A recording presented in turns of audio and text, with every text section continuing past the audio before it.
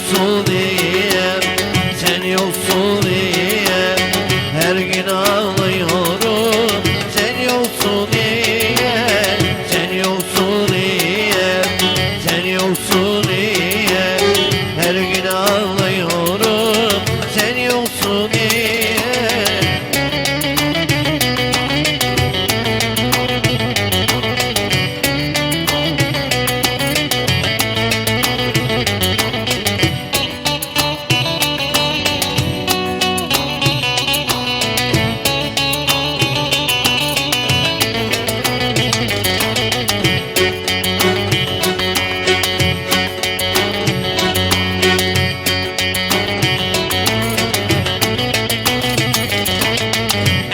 Rüzgarlarım kesilmiyor sesi, coşkun dağlarım çıkmıyor sesi.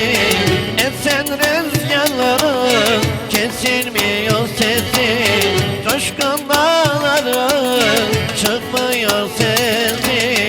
Bu ne sessizlik, bu ne dargınlık, her taraf karanlık, simsiyah yollar.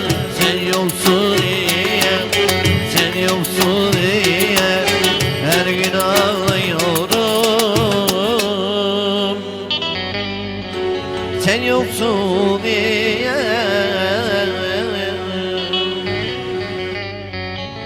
Evet, Belgavak'tan gelen